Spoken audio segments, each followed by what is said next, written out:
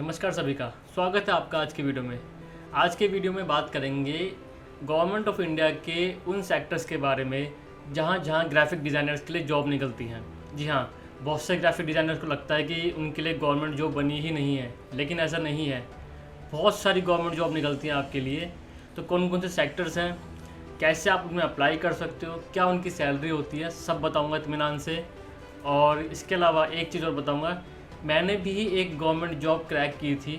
Job मेरे हाथ में थी बट मैंने वो जॉब नहीं करी। तो क्या रीज़न था, कौन सा सेक्टर था, क्यों मैंने गवर्नमेंट जॉब नहीं करी, ये भी आपको पूरा बताऊंगा। तो वीडियो पूरी देखना, बिल्कुल भी स्किप मत करना, बहुत काम की वीडियो होने वाली है।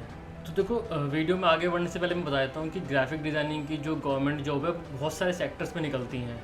अगर आप सर्च करोगे तो बहुत सारे सेक्टर आपको मिलेंगे जहाँ पे रेगुलर जॉब निकलती रहती हैं। आज की वीडियो में मैं सिर्फ उन सेक्टर्स को कवर कर रहा हूँ जिनमें रेगुलर बेसिस पे जॉब निकलती हैं। मैंने भी जिनमें कई बार ट्राई किया है और ऑब्जर्व कर रहा हूँ जिनमें रेगुलर बेसिस पे जॉब निकल रही हैं। तो आज की वीडियो में सिर्फ वही वाले सेक्टर मैं यूज़ कर रहा हूँ। सारे करूँगा तो बहुत सारे ऐसे तो फ़िलहाल सिर्फ वही हैं। इसके अलावा आपको बताता हूँ कि गवर्नमेंट ऑफ इंडिया के जो मेक इन इंडिया प्लान है उसके तहत काफ़ी सारे नॉन प्रॉफिट कंपनियां बनाई गई थी। तब से ऑब्जर्व कर रहा हूँ काफ़ी सारी ग्राफिक डिज़ाइनिंग की जॉब निकल रही हैं। इससे पहले नहीं थी इतनी, बट जब से ये मेक इन इंडिया प्लान आया तब से काफ़ी जॉब निकल रही हैं। तो एक पहला सेक्टर तो ये एनपीओ सेक्टर है, दूसरा है यूनिवर्सिटी सेक्टर्स। तो यूनिवर्सिटी, जितनी भी गवर्नमेंट ऑफ इंडिया की यूनिवर्सिटीज़ हैं उनमें भी रेगुलर बेसिस पे जॉब निकलती हैं। तो बात करते हैं एग्जैक्टली कौन कौन से वो डिपार्टमेंट्स हैं जहाँ पे जॉब निकलती हैं। सबसे पहले है DIC, डिजिटल इंडिया कॉर्पोरेशन। ये गवर्नमेंट ऑफ इंडिया का एक प्लान है, मेक इन इंडिया के तहत ये एक अलग से एनपीओ बनाया गया था और काफ़ी सारी जॉब मैं देख रहा हूँ उनमें निकल रही हैं। सब डिवीज़न भी हैं, सब डिवीज़न के अंदर भी जॉब निकलती है, मैं उनको भी आगे मेंशन करूँगा।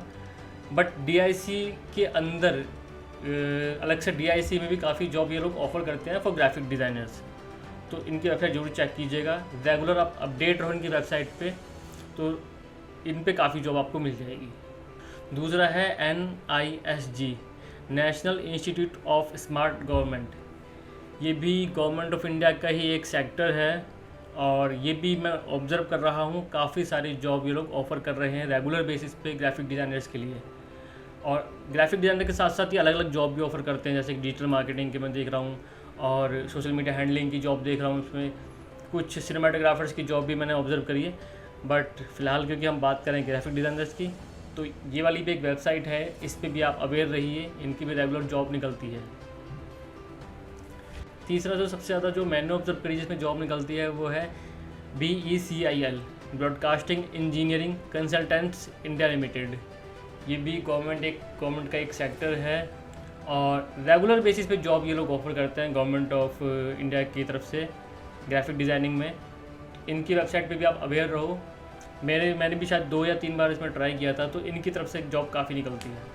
एक चौथा मैंने इसमें ऐड किया है इंडिया डिज़ाइन काउंसिल। मैंने पहले कभी ऑब्ज़र्व नहीं किया था, ना मेरे कभी ध्यान में आया। ये फर्स्ट टाइम जब मैं सर्च कर रहा हूँ तो मुझे मिली है, शायद मेरे दिमाग से निकल गया, मुझे कभी मिला भी नहीं है। तो जब मैं थोड़ा सर्च करा तो ये बेसिकली इंडिया डिज़ाइंस के बेसिस पे इन्होंने एक पूरा डिपार्टमेंट गवर्नमेंट ऑफ इंडिया ने रेडी किया है। बहुत डीपली मैंने भी पढ़ा नहीं है इसमें, लेकिन हाँ इसमें मैं देख रहा हूँ तो रेगुलर अभी जो जब मैं वीडियो बना रहा हूँ तो इसमें जॉब निकली हुई है, तो आप चेक कर सकते हो। ये लोग कोर्स भी करा रहे हैं डिज़ाइनिंग का और जॉब भी ऑफ़र कर रहे हैं। काफ़ी अच्छा लगा मुझे ये प्लान अभी, और मैं इस पर डिटेल में रिसर्च करूँगा, आप लोग भी रिसर्च करो। तो ये अगर इंडिया डिज़ाइन काउंसिल करके गवर्नमेंट ऑफ इंडिया का ही एक डिपार्टमेंट इन्होंने बनाया है एक, और अच्छा है, इसमें जॉब निकल रही है, you can try on this. अगला है लोकसभा का।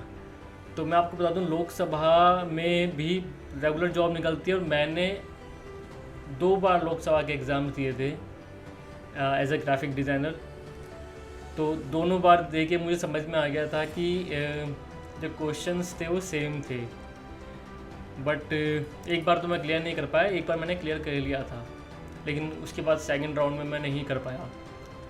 तो लेकिन हाँ, लोकसभा का मैंने ऑब्ज़र्व किया है, ये काफ़ी पहले से ही इनकी रेगुलर जॉब निकलती हैं और सेम टाइप के क्वेश्चंस होते हैं, बहुत इजीली क्रैक हो जाएगा। अब अगर मैं करूँगा तो मुझे पता है कि क्या क्या क्वेश्चन पूछने वाले हैं, बट अब मेरे को करनी भी नहीं।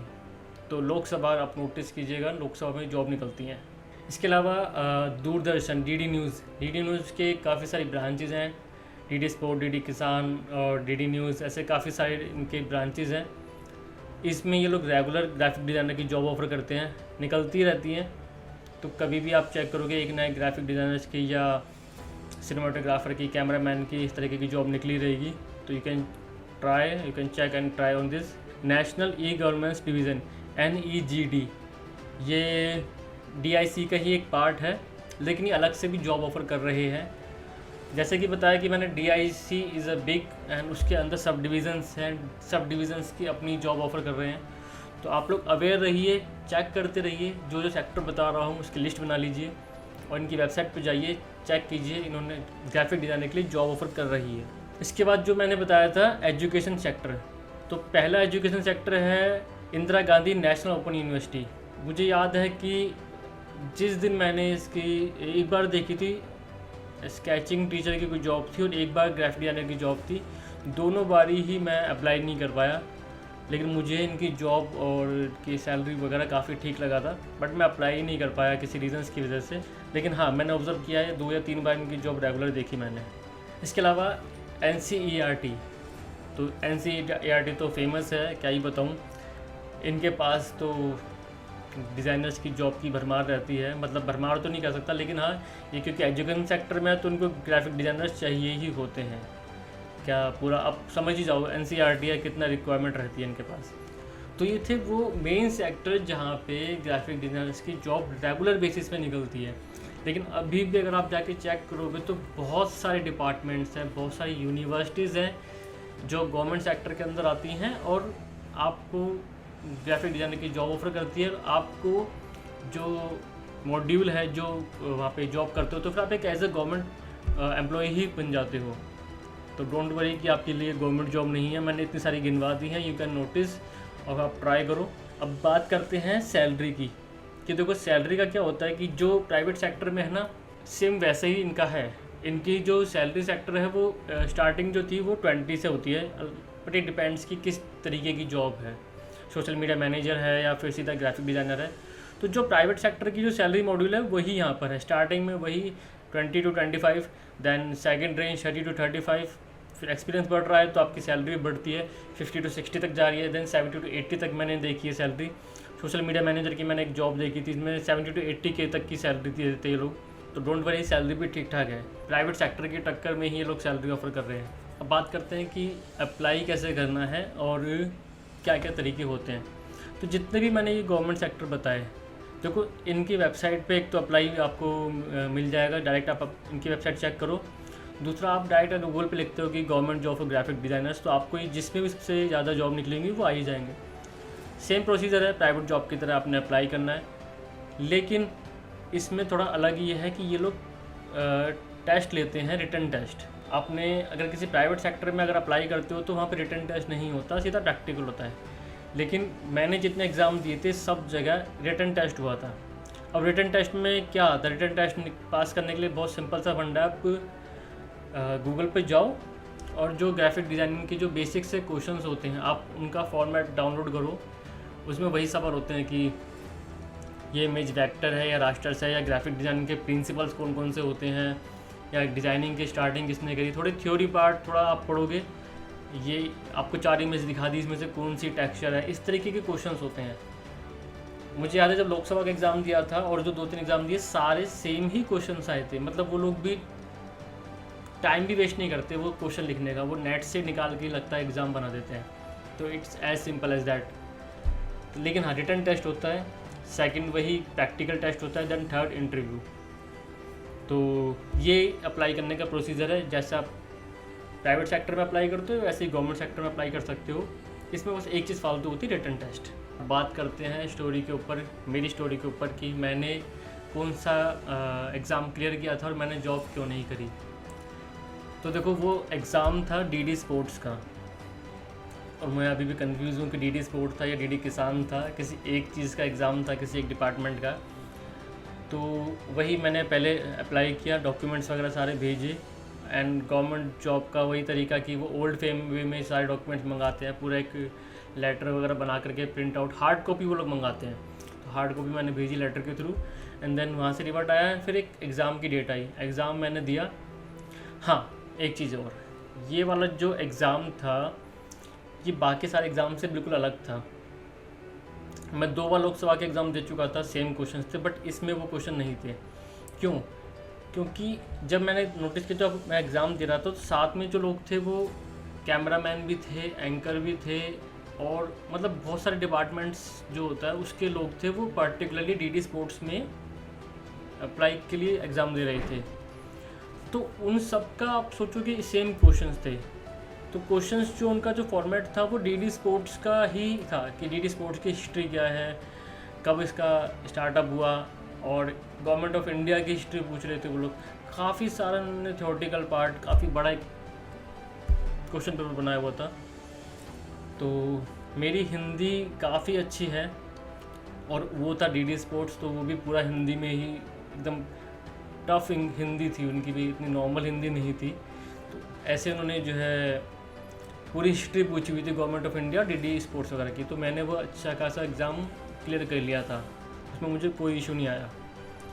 फिर आया सेकंड राउंड में प्रैक्टिकल डिज़ाइन, जो कि तुम्हारे भाई ने इजीली क्लियर कर लिया, कोई इशू नहीं आया। तीसरा था face to face interview with director. तो हुआ यूँ कि जब डायरेक्टर के साथ मेरा इंटरव्यू हुआ, जो डीडी स्पोर्ट्स के डायरेक्टर थे, तो उनके साथ इंटरव्यू हुआ, तो उन्होंने कहा कि बेटा, जब उन्होंने मेरे डिज़ाइंस देखे, उन्होंने मेरी हिस्ट्री पूछी कि मैंने बताया कि मैंने कैसे कैसे जॉब्स की हैं। देन उन्होंने बोला कि देखो, उन्होंने बस एक लाइन बोली, उन्होंने कहा बेटा तुझे जंग लग जाएगा यहाँ पे। मेरे को समझ नहीं आया कि जंग लग जाएगा क्या मतलब, क्या है मतलब।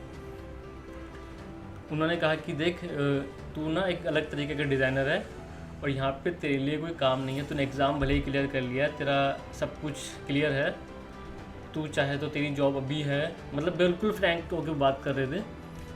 तो ही वाज लाइक कि तेरे लाइक की जॉब नहीं है, तू डिज़ाइनर है, और तू ठीक वैसा वाला डिज़ाइनर है, एजेंसी वाला डिज़ाइनर, तू वहाँ ट्राई कर, यहाँ पे तुझे जंग लग जाएगा। तब मुझे उनकी बात थोड़ी रियलाइज़ होनी स्टार्ट हुई। अच्छा, एक रीज़न तो ये था जो डीडी स्पोर्ट के डायरेक्टर ने बोला।